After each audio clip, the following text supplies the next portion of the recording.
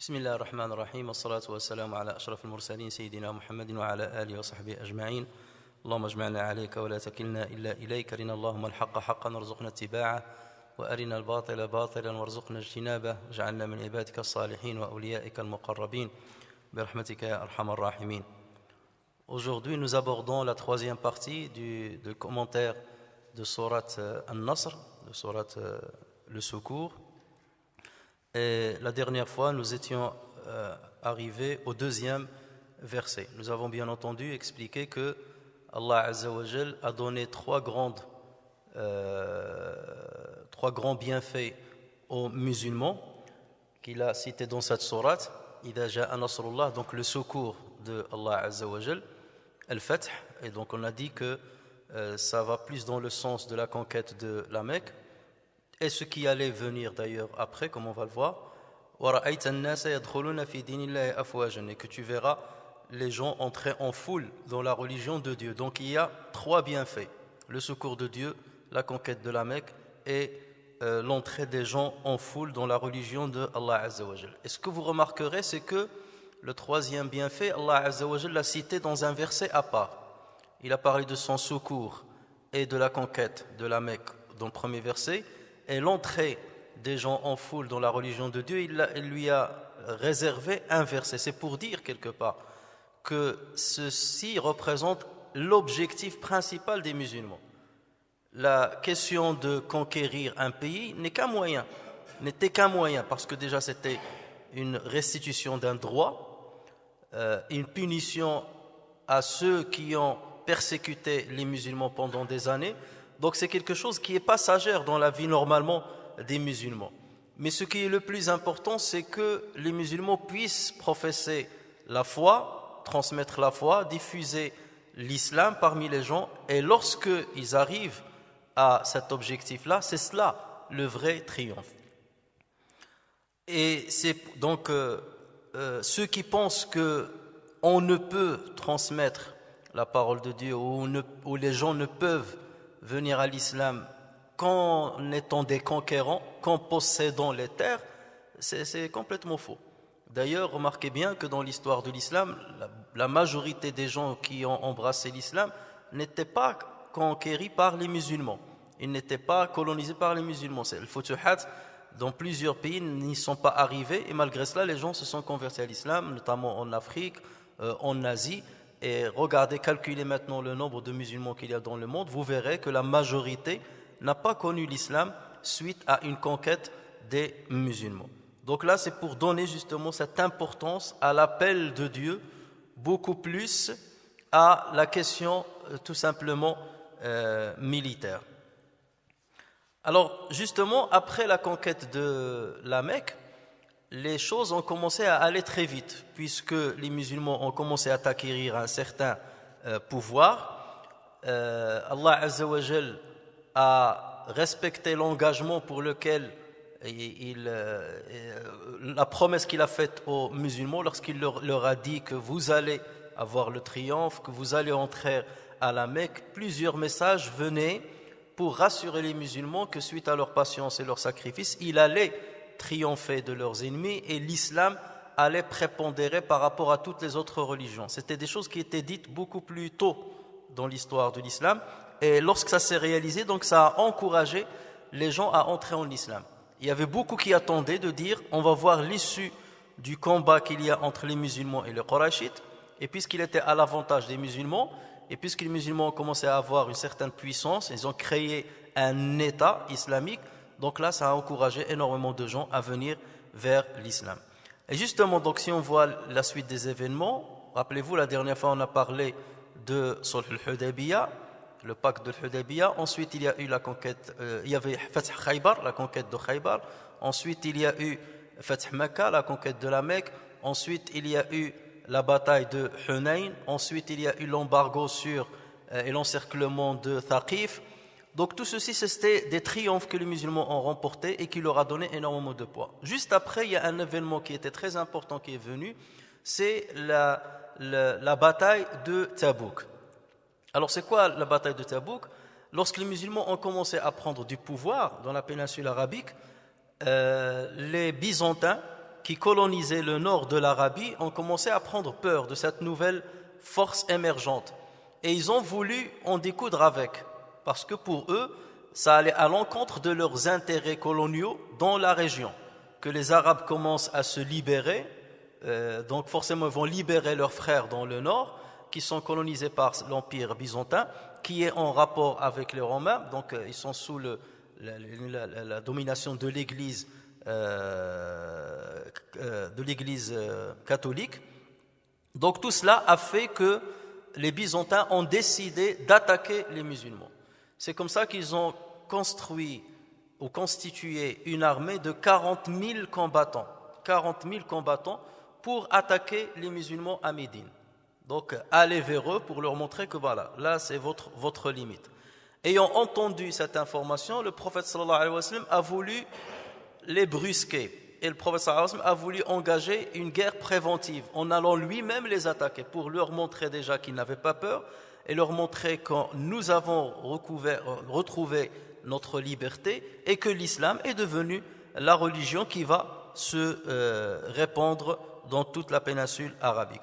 Donc le prophète sallallahu alayhi wa sallam a appelé les musulmans à constituer une grande armée. Et c'était la première fois où on allait rassembler 30 000 combattants. Et le maximum qu'avaient réuni les musulmans, c'était lors de la bataille de Hunayn, 12 000 combattants. Là, on est allé à 30 000 combattants. Et les musulmans devaient donner de leurs biens matériels et donner de leur personne pour cette bataille. Donc, c'était dans le mois de Rajab, en l'an 9 de l'Hégire, que les musulmans ont constitué donc cette armée et ils se sont dirigés vers Tabouk qui se trouve à peu près à 630 km à vol d'oiseau de Médine. Aujourd'hui, si vous prenez la route de Médine à Tabouk, c'est à peu près 770 km. Donc c'est vous dire que le chemin était long. C'était en plein été. Les musulmans, donc il y avait une grande sécheresse à l'époque et les musulmans étaient appauvris en cette période, mais malgré cela, les musulmans ont réussi ce défi. Allah Azza wa Jal d'ailleurs parle de cette expédition, cette grande expédition en disant لقد تاب الله على النبي والمهاجرين والأنصار الذين اتبعوه في ساعة العسرة من بعد ما كاد يزيغ قلوب فريق منهم ثم تاب عليهم إنه بهم رؤوف رحيم. Allah a accueilli le repentir du prophète, celui des émigrés, le muhajiroun, et des auxiliaires, l'Ansar, qui l'ont suivi à un moment difficile après que les cœurs d'un groupe d'entre eux étaient sur le point de dévier. Puis il a accueilli leur repentir car il est compatissant et miséricordieux à leur égard. Et c'est là où Allah Azza wa Jal a distingué les hypocrites des vrais musulmans qui ont donné du maximum de ce qu'ils possédaient. Alors imaginez, c'est dans cette bataille-là que Uthman ibn Affan a donné 1000 dinars. 1000 dinars. Et le prophète sallallahu alayhi wa sallam est monté sur le minbar, il a commencé à inciter les musulmans à donner et Uthman ibn Affan lui a dit je rajoute 100 chameaux avec leur sel et tout ce qu'il faut. Le prophète sallallahu alayhi wa sallam a continué, donc Uthman ibn Affan s'est levé une deuxième fois, il lui a dit je rajoute 100 autres chameaux.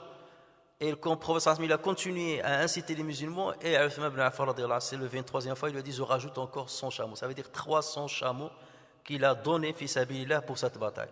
Et le prophète sallallahu alayhi wa sallam est descendu de minbar en disant ma darra ibn Affan ma fa'ala ba'da al-yawm. Rien ne nuira à Ibn Affan après ce qu'il a fait aujourd'hui. Abu Bakr Siddiq, il a ramené tout ce qu'il possédait. Lorsque le prophète sallallahu alayhi wa sallam lui demanda qu'est-ce que tu as donné, il lui a dit j'ai donné tout. Il lui a dit qu'est-ce que tu as laissé à ta famille, il lui a dit je leur ai laissé Allah et son messager. Omar ibn Khattab, Abdurrahman ibn Auf, ils ont ramené la moitié de ce qu'ils possédaient. Il y a même des gens qui ramenaient un tout petit peu, ils n'avaient pas grand-chose, ils étaient besogneux, ils ramenaient un petit peu et les hypocrites ont commencé à se moquer d'eux et Allah Azza wa Jal a descendu des versets sur cette situation. Et donc, plusieurs versets de sourate Tawbah sont descendus suite à cet événement-là. Et c'est là où il faut comprendre. Lorsque vous lisez sourate Tawbah et que vous lisez des versets où Allah Azza wa Jal enjoint les musulmans d'attaquer les gens du livre. Ici, les gens du livre, c'était les chrétiens. Il faut remettre ces versets dans leur contexte. Les musulmans n'ont pas attaqué les gens du livre, les byzantins de l'époque, parce qu'ils ont adapté la religion chrétienne, pas du tout, loin de là. Et on verra plus tard comment le prophète sallallahu alayhi wa sallam va réagir avec les chrétiens. Mais ils les ont attaqués pour prévenir leur attaque. Et le prophète sallallahu alayhi wa sallam, donc, il a pris cette armée de 30 000 personnes, ils se sont dirigés vers Tabouk. Et d'ailleurs, les Byzantins, lorsqu'ils ont vu la grandeur des musulmans, donc l'armée, même s'ils étaient plus nombreux, mais Allah Azza wa Jal fait toujours de sorte que les musulmans paraissent plus nombreux aux yeux de leurs détracteurs. Et donc ils se sont dispersés, les Byzantins se sont dispersés et ils sont allés vers Cham, vers le nord. Et là le prophète sallallahu alayhi wa sallam a réuni quelques compagnons pour se concerter avec eux. Est-ce qu'on les poursuit? Et Omar ibn Khattab lui a dit non, les gens sont fatigués, on a fait beaucoup de routes, on est vraiment épuisés. En plus nous sommes certes 30 000, mais maintenant que les Byzantins sont revenus vers la région de Cham, ils vont être renforcés par d'autres armées. Et là ils risquent d'arriver à plus de 200 000 combattants. Et là, donc, c'est un grand risque que d'aller les poursuivre. Le mieux, c'est de revenir et consolider l'État islamique, et on verra plus tard. Et justement, c'était plus tard que les califes allaient engager des guerres contre les Byzantins, qui étaient des colonisateurs, il faut le savoir, à l'époque du nord et au-delà de la péninsule arabique. Donc, ceci a donné encore une grande force déjà aux musulmans, une assurance.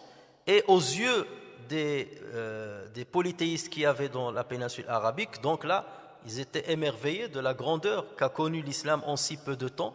Et c'est ce qui a fait que les gens ont commencé à venir par délégation voir le prophète sallallahu alayhi wa sallam, soit pour embrasser l'islam, soit pour discuter avec lui, pour trouver un accord de paix avec lui, signer un pacte de paix avec lui.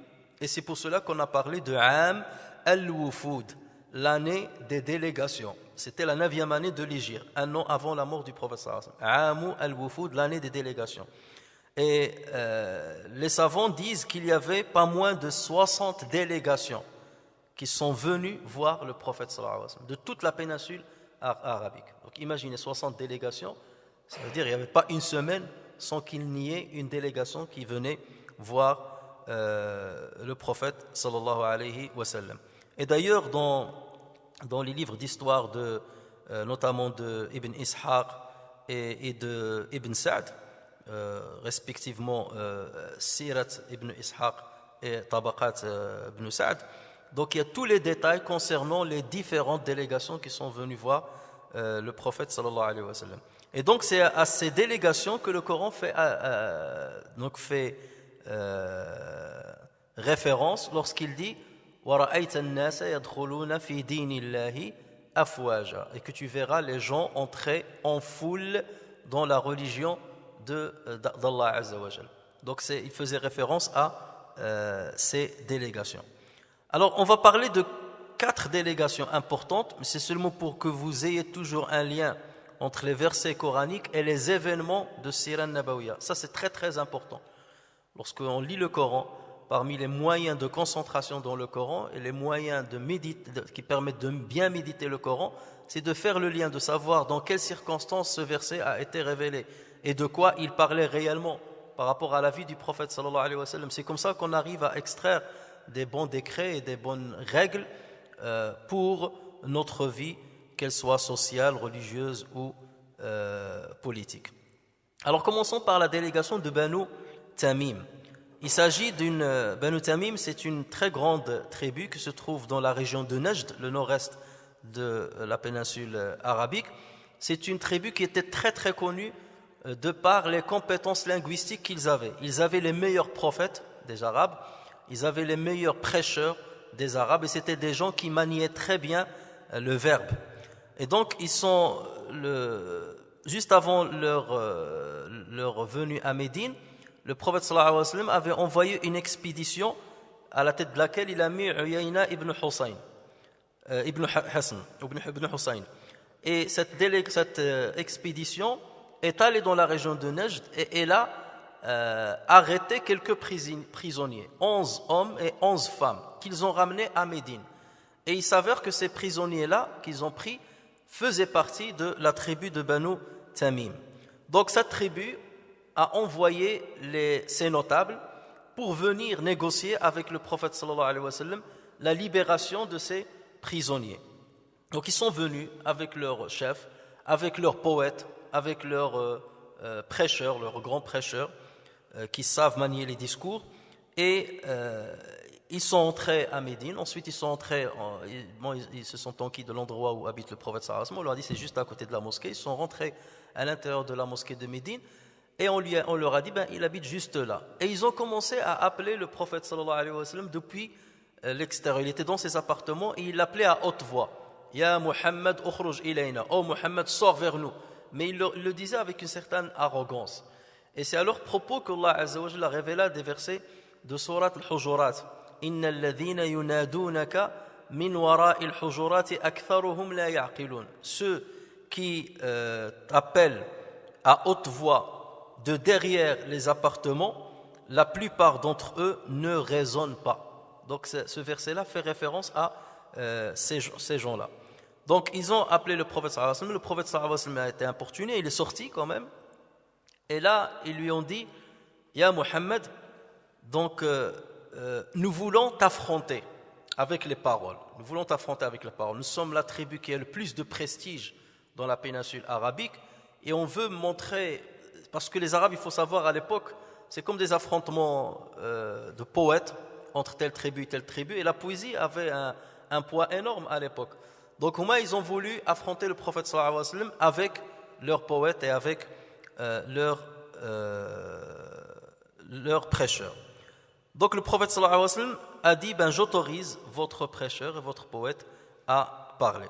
C'est alors que leur prêcheur qui s'appelle Utarid ibn Hajib s'est présenté. Il a commencé à façonner un très beau discours devant les musulmans, en parlant des prestiges, en faisant des éloges sur sa tribu, sur l'histoire de sa tribu et ainsi de suite. Donc c'est là que le prophète sallallahu alayhi wa sallam a demandé à un de ses compagnons parmi les Ansar qui s'appelle Thabit ibn Qais, qui était un grand orateur. Le prophète sallallahu alayhi wa sallam lui a dit Ya Thabit, lève-toi et réponds-lui. Et donc Thabit a commencé à parler, mais des paroles extraordinaires. Et les savants retracent justement toutes ces paroles dans leurs détails, parce que c'était un discours historique où il a parlé du prophète, il a parlé de l'entrée de l'Ansar à l'islam et des privilèges qu'ils ont trouvés en étant des musulmans. Ensuite, Banu Tamim ont présenté leur poète, et ce n'était autre que Zibriqan ibn Badr. Zibriqan, c'était un très très grand poète connu dans l'histoire des Arabes et même l'histoire d'Islam, parce qu'il allait se convertir. Et Zibriqan donc s'est présenté et il a lancé donc une très très belle poésie devant le prophète sallallahu alayhi wa sallam. Le prophète sallallahu alayhi wa sallam, bien entendu, ne savait pas la poésie, il ne savait pas dire la poésie. On ne lui a pas appris la poésie et il ne lui appartient pas de la connaître. D'ailleurs, même le prophète sallallahu alayhi wa sallam, chaque fois qu'il voulait argumenter une parole avec un vers de poésie, il se trompait tout le temps, au point que même les compagnons riaient sur lui. Ils disaient tu t'es trompé, il fallait dire comme ça. Et ça prouve que le Coran qu'il disait n'était autre que la parole de Dieu, parce que lui il ne savait pas dire la poésie. Donc le prophète sallallahu alayhi wa sallam a fait appel à son poète qui est Hassan ibn Thabit radiyallahu anhu, qui est aussi un ansarite. Et le prophète sallallahu alayhi wa sallam lui a dit viens affronter Zibriqan ibn Badr. Et Hassan a dit une très très belle poésie.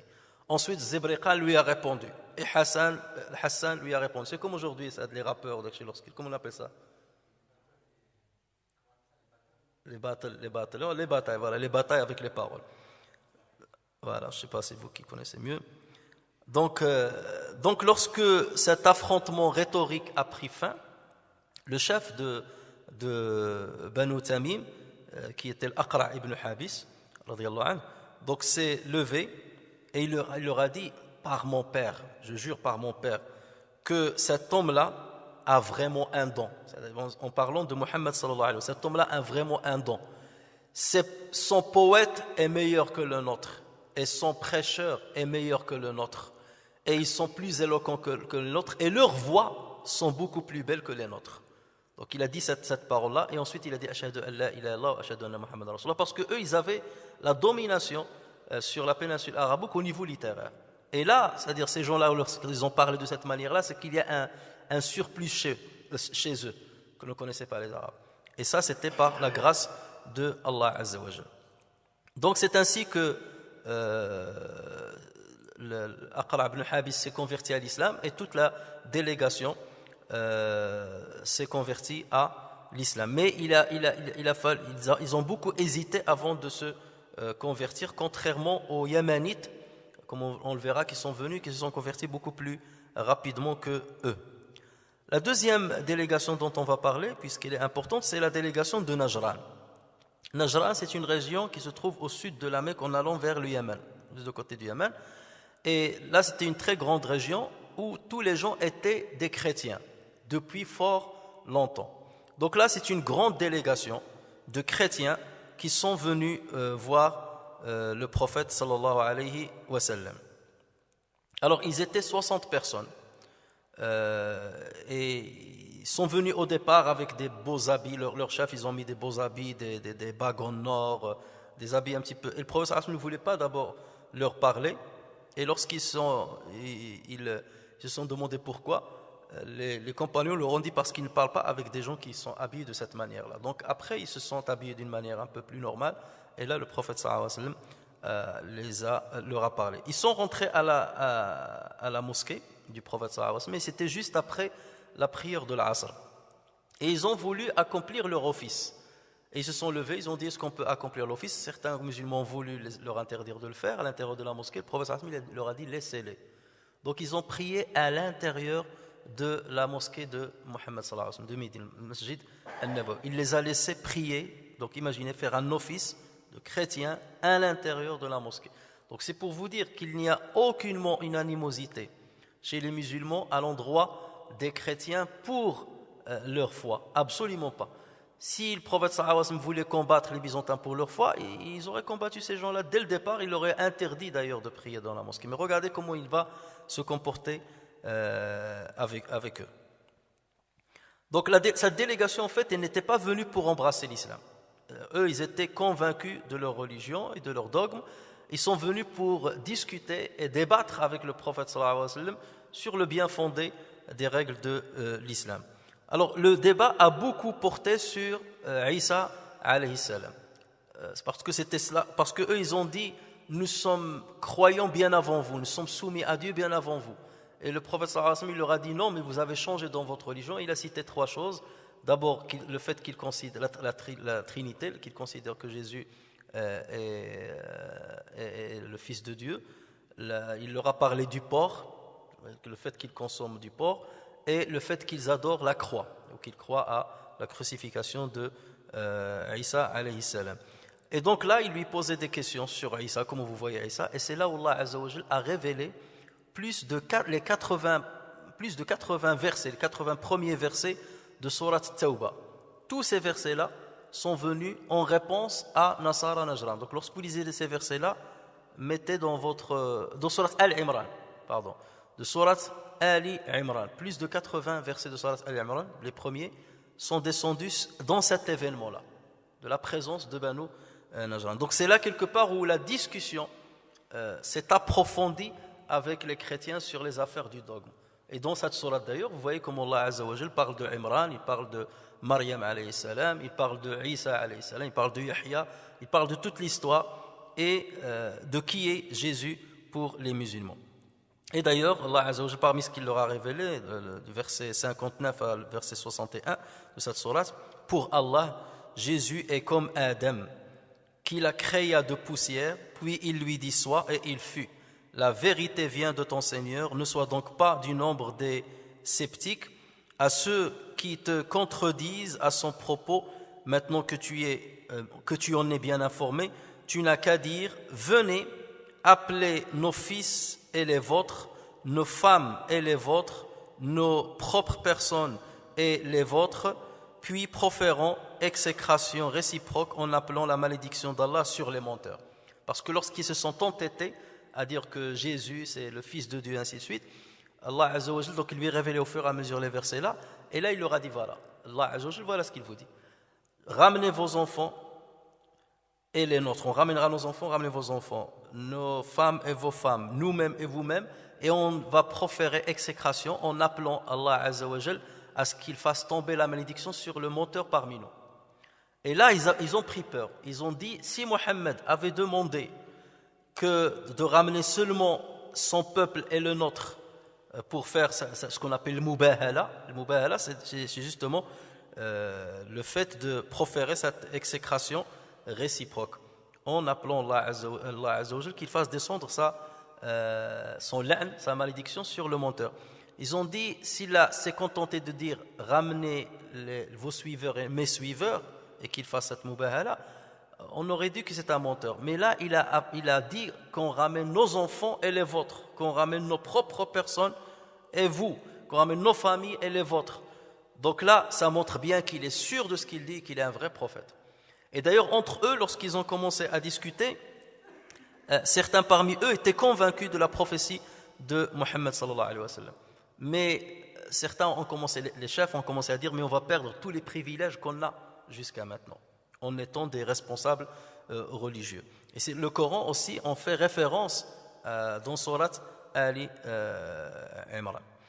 Alors, ils ont dit, nous n'acceptons pas l'islam, en revanche, nous acceptons de faire un pacte avec toi et d'être sous ta domination, sous la domination de l'État islamique, de sorte qu'on donne la capitation, le kharaj.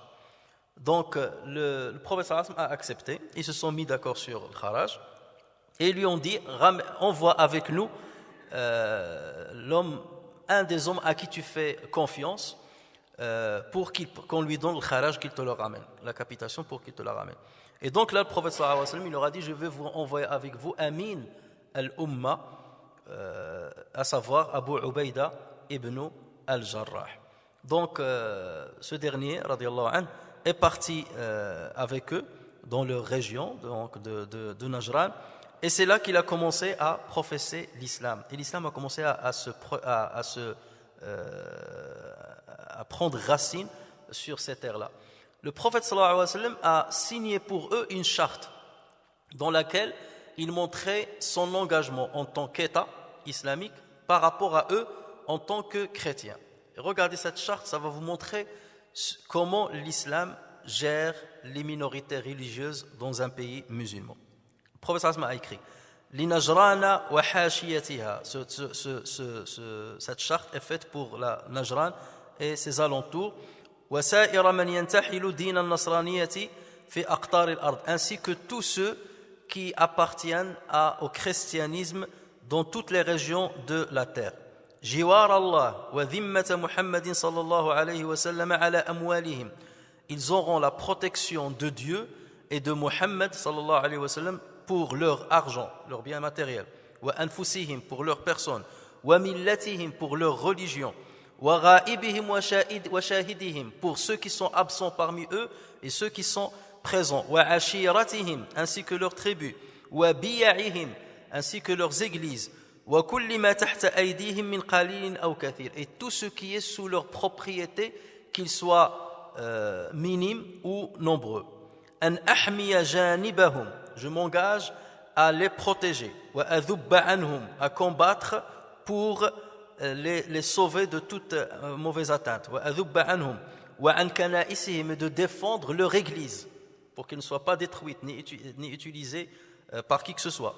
Kana'isihim wa biya'ihim, tous les endroits leurs temples, wa buyuti salawatihim, ainsi que tout ce que les monastères, ainsi de suite, wa mawadi' ar-ruhban, les monastères, wa mawatin as-siyah, ainsi que les pèlerins qui viennent chez eux. Donc je m'engage à préserver tout cela et à protéger tout cela. Wa an ahrusa dinahum wa millatahum, et je m'engage à protéger et à être gardien de leur religion. Imaginez l'État islamique, ce qu'il disait. À ce que je deviens le gardien de leur religion.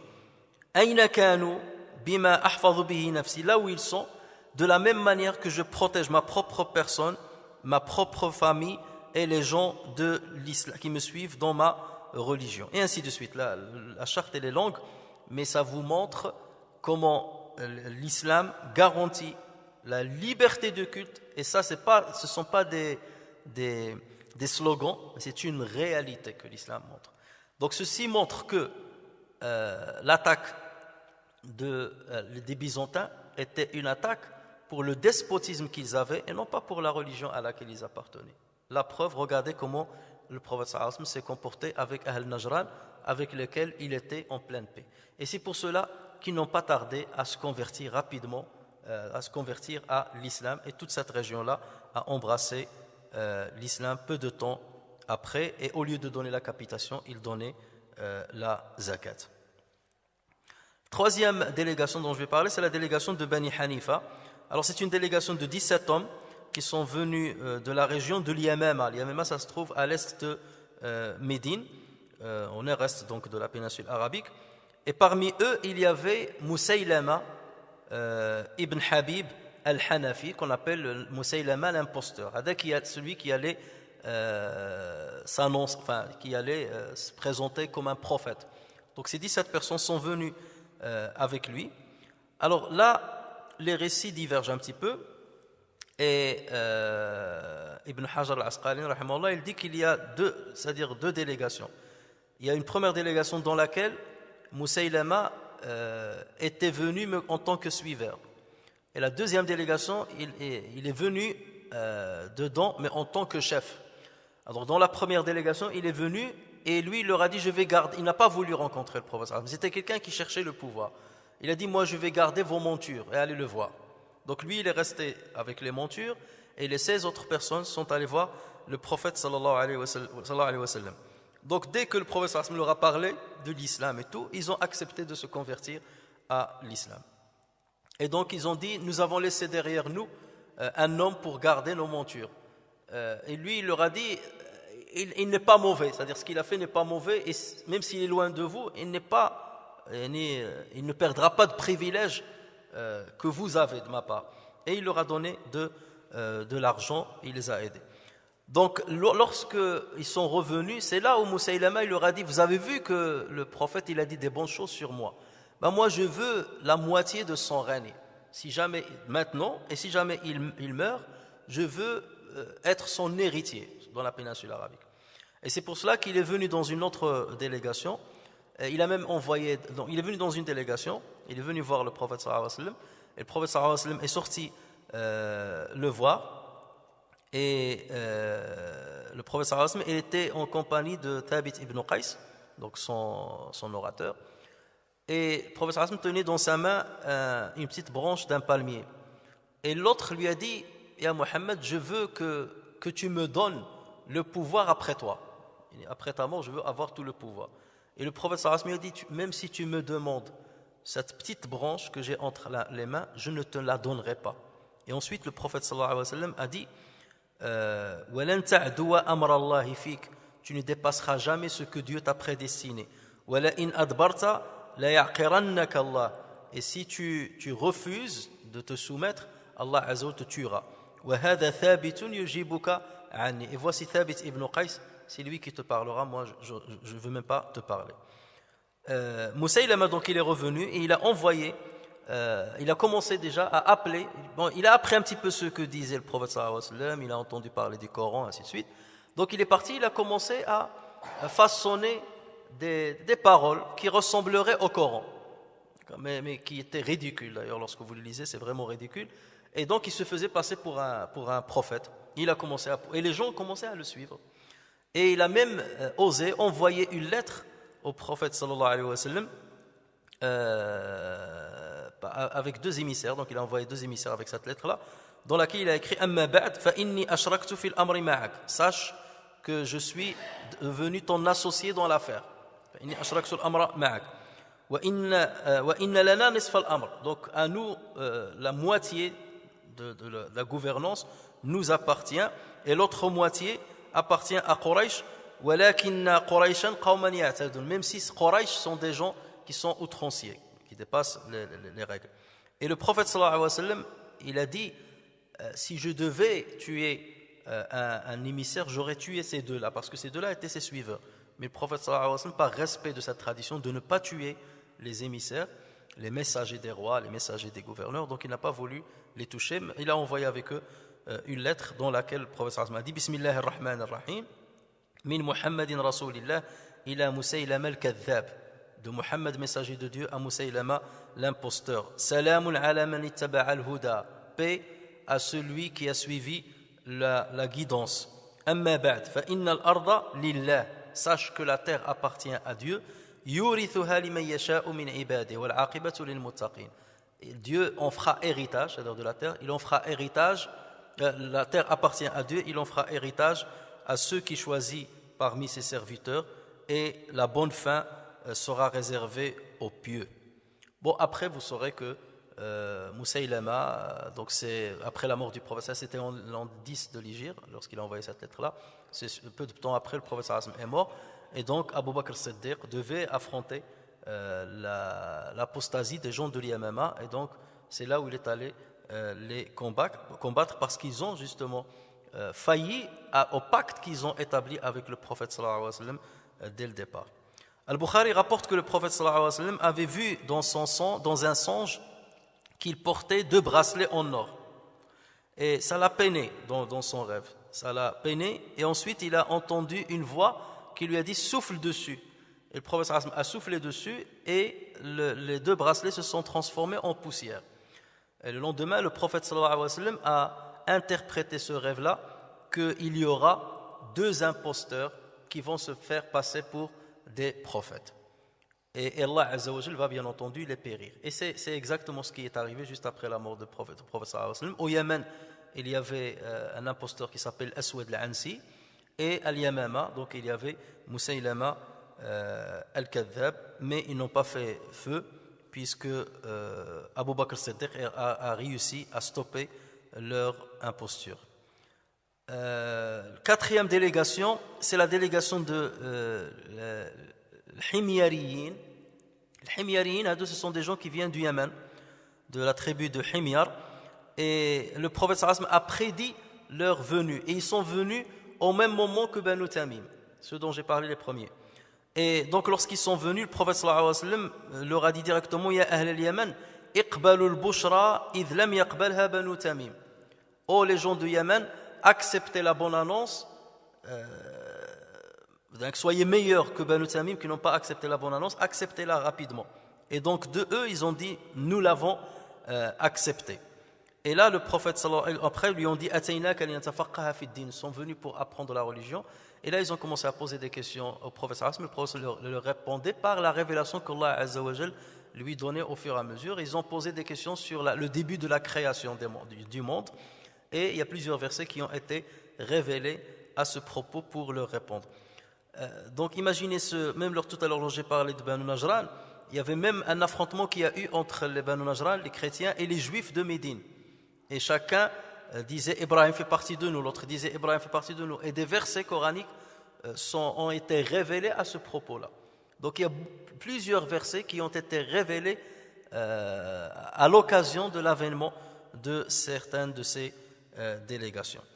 Alors, je ne tarde pas là-dessus, je vous ai dit qu'il y a une 60aine de délégations, pour chacune il y a une histoire, pour chacune il y a une anecdote, mais là j'ai cité seulement 4 exemples phares pour que vous puissiez un petit peu imaginer la succession des événements pendant cette période, et vous comprendrez maintenant pourquoi Allah Azza wa Jal parle de l'entrée des gens en foule dans la religion de Allah Azza wa Jal. Après que les musulmans aient été minoritaires pendant pratiquement 22 ans, depuis le début de l'islam, voilà que leur nombre a commencé à croître d'une manière spectaculaire lors de cette 9e année. Et donc c'est suite à ces événements-là, à cette année de délégation, que Allah Azza wa Jal a décrété le pèlerinage. Le pèlerinage est devenu une obligation. Et Allah Azza wa Jal a révélé le verset dans lequel il a dit: وَأَذِّنْ فِي النَّاسِ بِالْحَجِّ يَأْتُوكَ رِجَالًا وَعَلَى كُلِّ ضَامِرٍ يَأْتِينَ مِنْ كُلِّ فَجٍّ عَمِيقٍ. Et fais aux gens une annonce pour le Hajj, ils viendront vers toi à pied et aussi sur toute monture venant de tout chemin éloigné. Et le prophète sallallahu alayhi wa sallam, avant de quitter ce monde-là, Allah Azza wa Jal lui a fait voir le résultat de tout le sacrifice et de toute la patience qu'il a observé pendant toute cette période-là, puisque lorsqu'il a accompli le pèlerinage d'adieu lors de la 10e année de l'Hégire, il était accompagné par 100 000 pèlerins. 100 000 pèlerins, donc le nombre était extraordinaire. Et le prophète sallallahu alayhi wa sallam n'a pas quitté le monde sans voir justement le fruit de son travail, le fruit de son sacrifice et le fruit du jihad que les musulmans ont avancé pendant toute cette période. Venons-en maintenant au troisième verset. Donc, وَرَأَيْتَ النَّاسَ يَدْخُلُونَ فِي دِينِ اللَّهِ أَفْوَاجًا فَسَبِّحْ بِحَمْدِ رَبِّكَ وَاسْتَغْفِرْهُ إِنَّهُ كَانَ توابا. Alors par la louange, célèbre la gloire de ton Seigneur et implore son pardon, car c'est lui le grand accueillant au repentir. Alors Allah Azza wa Jal, donc, après avoir exposé les trois grands bienfaits qu'il a donnés à la communauté musulmane, il demande au prophète sallallahu alayhi wa sallam d'être reconnaissant vis-à-vis de ce qu'Allah Azza wa Jal lui a donné. Et toujours le musulman se doit d'attribuer le bienfait au bienfaiteur et se doit de louer Allah Azza wa Jal, le donateur, et ne jamais dire c'est par mon savoir, par mes compétences, par ma patience que j'ai réussi à obtenir ce résultat. C'est Allah Azza wa Jal qui donne. Et au mieux, tu es un outil qu'Allah Azza wa Jal a utilisé dans le destin par lequel il a voulu traduire sa volonté. Donc déjà, si tu es un outil, ça aussi il faut remercier Dieu que tu sois un outil dans ce destin-là. Mais jamais n'attribue une victoire ou une réussite à tes propres compétences ou à tes propres capacités ou à ta propre science. Alors regardez comment Allah Azza wa Jal a parlé dans ce verset. Donc, وَرَأَيْتَ النَّاسَ يَدْخُلُونَ فِي دِينِ اللَّهِ أَفْوَاجًا فَسَبِّحْ بِحَمْدِ Rabbika. Il aurait pu dire fasabbih bihamdihi en utilisant un pronom qui revient vers Allah. Lorsque tu verras les gens entrer dans la religion d'Allah, bidinillahi afwaja. Donc pourquoi faire une répétition? Il aurait pu dire fasabbih bihamdihi wastaghfir, ou bien fasabbih bihamdillahi wastaghfir. Non, on lui a dit fasabbih bihamdi rabbika wastaghfir. Et là il a parlé de la seigneurie. Et toujours Allah Azza wa Jal, lorsqu'il parle au prophète sallallahu alayhi wa sallam, dans un sens où il lui montre la proximité qu'il a avec lui, il utilise la seigneurie, le terme de la seigneurie, Rabbik. Regardez le premier verset révélé au prophète sallallahu alayhi wa sallam, Iqra bismi Rabbika, lis par le nom de ton Seigneur. Iqra bismi Rabbika alladhi khalaqa al-insana min alaq, Iqra wa rabbuka al-akram, lis ton Seigneur est le très noble. Lorsqu'il a dit ma wadda'aka rabbuka wa ma qala, ton Seigneur ne t'a ni abandonné ni détesté. Sabbih isma rabbika al-a'la, glorifie le nom de ton Seigneur le très haut. Donc toujours Allah Azza wa Jal, et il y en a plusieurs versets comme ça lorsqu'il parle de Muhammad sallallahu alayhi wa sallam, et pour montrer cette relation du Seigneur au serviteur, dans laquelle il y a cet amour entre Allah Azza wa Jal et le prophète sallallahu alayhi wa sallam, il utilise le terme de Rabbika. Donc, alors qu'il aurait pu dire fasabbih bihamdihi wastaghfir, ou bien il aurait pu dire fasabbih bihamdihi wastaghfir, ou bien fasabbih bihamdi Allahi wastaghfir. Non, il a dit fasabbih bihamdi Rabbika wastaghfir. Alors, que signifie at-tasbih? Sabbih, at-tasbih. At-tasbih, c'est un pilier principal dans la foi en l'unicité d'Allah Azza wa Jal. Je ne sais pas qui parle en même temps. D'accord. At-tasbih, c'est le fait de croire qu'Allah Azza wa Jal est exempt de tout défaut, de toute ressemblance aux êtres qu'il a créés et de tout ce que l'esprit peut imaginer. Le fait de dire Dieu est différent de tout ce qu'on peut lui rapporter, c'est-à-dire rapporter sur lui, ou les comparaisons qu'on peut faire par rapport à lui.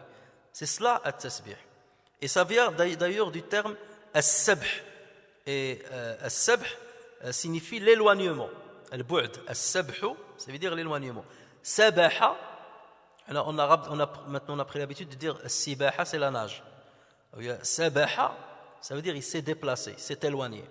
Donc sabaha fil ma, il s'est éloigné dans l'eau. Sabaha fil ardi, s'est éloigné sur terre. Donc il a marché, il a quitté l'endroit où il était. Donc c'est ça tasbih, c'est éloigner Dieu et l'écarter de toute ressemblance qu'on puisse avoir dans notre esprit ou de toute imagination qu'on peut avoir sur son entité.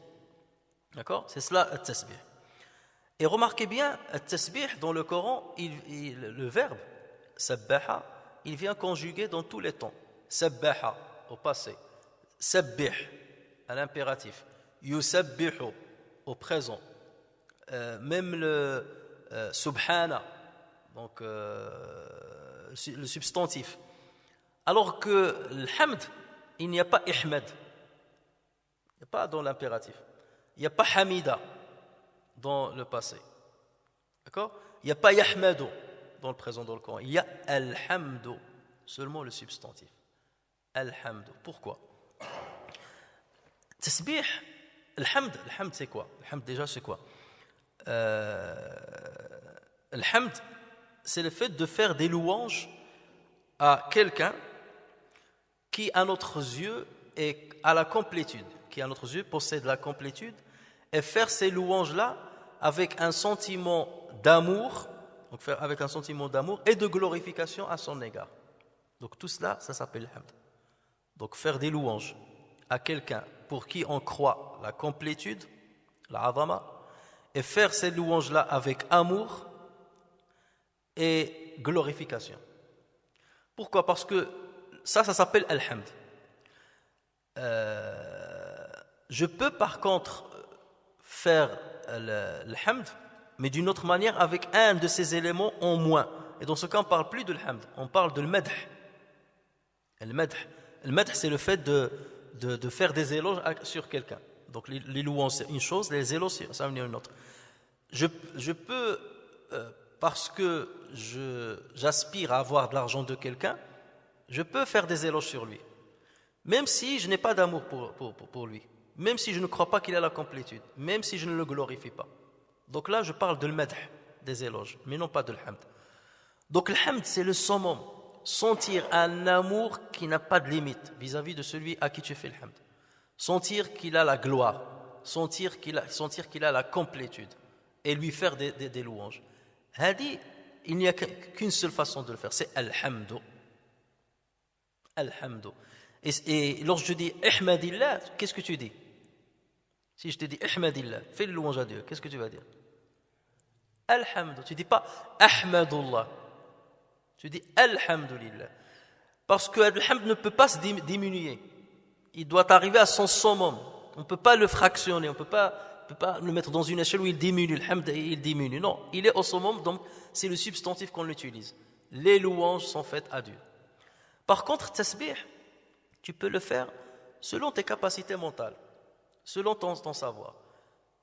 Tu entends que les chrétiens disent que Allah Azza wa Jal a pris un enfant. Tu dis Subhanallah, il est loin de ça.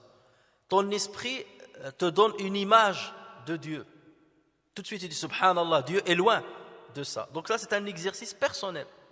Alors que le hamd, il est stable.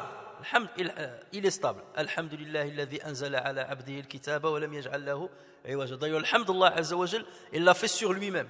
Alhamdulillahi, louange à Allah, qui a descendu sur son serviteur le livre.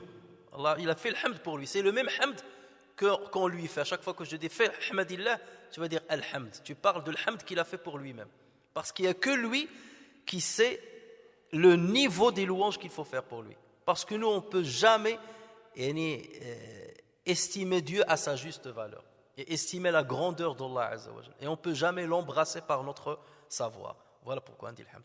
Mais tasbih, à chaque fois que tu entends quelque chose qui n'est pas acceptable et qu'on attribue à Dieu, tu l'écartes, tu fais tasbih, tu l'écartes. Subhanallah, subhanallah, je l'écarte, j'écarte. C'est pour ça d'ailleurs dans le Coran, lorsqu'Allah Azza wa Jal parle de ce que les polythéistes ou d'autres religions lui attribuent, Allah Azza wa Jal toujours il utilise Subhanallah, amma yasifun. Par exemple, mattakhadha Allahu min waladin وما كان معه من إله إذا لذهب كل إله بما خلق ولا على بعضهم على بعض سبحان الله عما يصفون. Allah ne s'est point attribué d'enfant il n'existe point de divinité avec lui, sinon chaque divinité s'en irait avec ce qu'elle a créé, et certaines seraient supérieures aux autres. Gloire, voilà. Subhanahu wa ta'ala. Subhanallah amma yasifun. Gloire et pureté à Allah, il est supérieur à tout ce qu'il décrive. Il est supérieur à tout ce qu'il décrive. Toujours il est supérieur à ce que tu peux décrire. Tu peux décrire comme tu veux Allah Azza wa Jal, il est toujours supérieur. Il est toujours supérieur. Il est toujours supérieur. Même les noms d'Allah, je vais les citer les 99, il y a des noms qu'on ne connaît pas. Les 99 noms de Dieu sont seulement ceux qu'il nous a dévoilés. Mais il y en a beaucoup d'autres qu'il ne nous a pas dévoilés, qu'on ne peut pas saisir. Donc même si on cite les 99 noms, est-ce qu'on l'a décrit comme il faut? Non, on a décrit seulement une petite partie. D'accord? Donc il y a toujours cette glorification qui doit se rajouter. Allah Azza wa Jalla dit وَجَعَلُوا بَيْنَهُ وَبَيْنَ الْجِنَّةِ نَسَبًا وَلَقَدْ عَلِمَتِ الْجِنَّةُ إِنَّهُمْ لَمُحْضَرُونَ سُبْحَانَ اللَّهِ عَمَّا يَصِفُونَ. Et ils ont établi entre lui et les djinns une parenté, alors que les djinns savent bien que les mécréants vont être emmenés pour le châtiment. Tout de suite, il a dit Subhanallahi amma yasifun. Gloire et pureté à Allah, il est supérieur à tout ce qu'ils décrivent. وقالوا اتخذ الله ولدا سبحانه بل له ما في السماوات والأرض كل له قانتون. Et ils ont dit Allah s'est donné un fils, gloire à lui. Non, mais c'est à lui qu'appartient ce qui est dans les cieux et la terre, et c'est à lui que tous obéissent. Donc vous voyez toujours cette question de at-tasbih qui vient à chaque fois que quelqu'un attribue à Dieu ce qu'on ne doit pas lui attribuer. Maintenant, fasabbih bihamdi rabbika. Lorsqu'on dit subhanallahi wa bihamdi, qu'est-ce que ça signifie ça? Subhanallahi, donc on a su ce que c'est que tasbih, on a su ce que c'est que le hamd, mais pourquoi on rassemble les deux? Subhanallahi wa bihamdi. Fasabbih bihamdi rabbika. Alors, les savants disent qu'on peut le comprendre avec subhanallahi wa bihamdihi. Donc le waw là, on peut le comprendre de deux manières. Ça, soit c'est un waw de l'hal. Le hal, en arabe, c'est l'état que tu ressens, l'état dans lequel tu es. Ça veut dire que tu dis, lorsque tu dis subhanallah wa bihamdi, c'est que tu es en train de dire j'accomplis le tasbih en étant dans l'état de celui qui fait des louanges à Dieu. Et je fais en même temps tasbih, j'écarte Dieu de tout ce qu'on peut imaginer, d'accord? Je l'écarte de tout ce qu'on peut imaginer, tout en étant dans un état de glorification. D'accord? Tu peux écarter quelqu'un de certains défauts, dire à celui-là il est loin d'un défaut, mais ce n'est pas pour autant que tu lui fais des louanges. En même temps, là, tu es en train de le défendre, mais tu ne lui fais pas des louanges. C'est comme un avocat, il va défendre son client, alors qu'il sait pertinemment qu'il est coupable, mais il n'a aucune considération pour lui. Il dit non, mon client n'est pas ceci, n'est pas cela, mais il n'a aucune considération pour lui. D'accord? Non, là tu fais les tasbih et en même temps tu es dans un état de celui qui fait des louanges. Ton état d'âme est l'état de celui qui fait des louanges. La deuxième signification de l'ouav, c'est l'ouav al-atf. Ça veut dire j'accomplis le tasbih ainsi que les louanges. J'accomplis les deux en même temps. Le tasbih et les louanges. Et c'est ça la complétude. Les louanges, c'est lorsque tu dis Ya Rahman, Ya Rahim, Ya Ghafour, Ya Qahar, tu cites les noms de Dieu. Ça, ce sont des louanges. D'accord? Tu lui attribues ce qu'il est. D'accord? Tu attribues ce qu'il est. At-tasbih, tu écartes de lui ce qu'il n'est pas.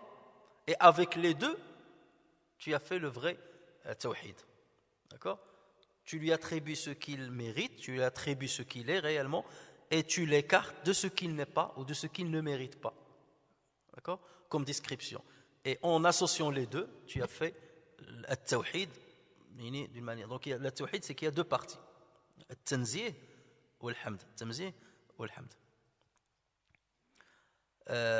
فسبح بحمد ربك, donc on a expliqué ce que c'est rabbika, واستغفره إنه كان توابا. واستغفره et implore son pardon.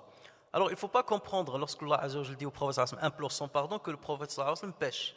Non, le prophète sallallahu alayhi wa sallam est exempt de péché, comme tous les prophètes. ووضعنا عنك وزرك, on a aboli tes péchés. Le prophète sallallahu alayhi wa sallam ne pêche pas. Mais pourquoi Allah Azza wa Jalla lui demande d'implorer son pardon. C'était une pratique de tous les prophètes, il faut le comprendre. Par respect vis-à-vis d'Allah Azza wa Jal, par humilité devant Allah Azza wa Jal. Et c'est comme s'ils disaient, ces prophètes, ils disaient, Seigneur, si ça ne dépendait que de nous, on aurait commis des péchés. Mais c'est parce que tu nous assistes qu'on n'a pas commis de péché. Donc pardonne-nous ce qu'on aurait pu commettre si tu ne nous as pas assistés. Et regardez Yusuf alayhi salam, lorsque les femmes ont essayé de le citer. Si tu n'écartes pas de moi leur ruse, je risque de pencher vers elles. Donc là c'est une reconnaissance que je suis faible. Voilà. Mais toi tu m'assistes et tu me protèges. Donc je te demande pardon de la faiblesse intrinsèque que j'ai et qui aurait pu me pousser vers le péché si tu n'étais pas là. Donc ça c'est une marque de modestie et de manifestation de l'indigence devant Allah Azza wa Jal. L'humilité devant Allah Azza wa Jal. Regardez, fatalaqa Adamu min rabbihi kalimatin fataba alayhi. Adam a appris ou a reçu de son Seigneur quelques paroles et Dieu lui pardonna. Ibrahim alayhi salam, wa arina manasikana, lorsqu'il était en train de monter les piliers de le Kaaba. Il parlait avec son fils, il invoquait Allah Azza wa Jal avec Ismaïl. Il dit wa arina manasikana wa tub alayna. Montre-nous nos rituels et pardonne-nous. Donc lui aussi il le disait. Nuh alayhi salam, Rabbi ighfirli wa li walidayya wa liman dakhala baytiya mu'minan wa lil mu'minina wal mu'minat. Seigneur, pardonne-moi ainsi qu'à mes parents et à tous ceux qui rentrent dans ma demeure ou chez moi parmi les croyants et les croyantes. Donc voilà comment il faut comprendre le repentir du prophète sallallahu alayhi wa sallam. Et d'ailleurs le prophète sallallahu alayhi wa sallam le faisait. Et il disait à ses compagnons, Tubu ilallah, repentez-vous à Dieu parce que je me repens à Dieu 100 fois par jour. 100 fois par jour. Et ça c'est en guise d'enseignement à la communauté et aux croyants. Que si lui il implore le pardon de Dieu et il se repent 100 fois par jour, nous on doit le faire combien de fois par jour? Donc là c'est en guise d'enseignement. Il nous enseigne comment se comporter avec notre Créateur. Innahu kana tawwaba. Allah est le grand accueillant du repentir. Il accueille votre repentir. Demandez à Allah et il accueillera votre repentir. Donc voilà cette sourate, depuis le début jusqu'à la fin, vous voyez qu'il y a une logique dans la suite des 3 versets. Elle retrace énormément d'événements en peu de mots et elle a une symbolique qui est très importante puisqu'il est venu à la fin de la vie du prophète sallallahu alayhi wa sallam pour lui dire ta mission est fini, le triomphe t'a été accordé, ta mission a été bien accomplie par la grâce d'Allah Azza wa Jal. Donc remercie Allah Azza wa Jal, fais-lui des louanges et continue à célébrer sa gloire et demande pardon à Allah Azza wa Jal parce qu'il est accueilleur du repentir et tu reviendras à Allah Azza wa Jal sans aucun péché ayant accompli la mission que Allah Azza wa Jal t'a assigné. فنسأل الله تبارك وتعالى أن ينفعنا بما سمعنا وأن يعلمنا ما ينفعنا وينفعنا بما علمنا إنه على ذلك قدير بالإجابة جدير. سبحانك اللهم وبحمدك نشهد أن لا إله إلا أنت نستغفرك ونتوب إليك. سبحان ربك رب العزة عما يصفون وسلام على المرسلين والحمد لله رب العالمين.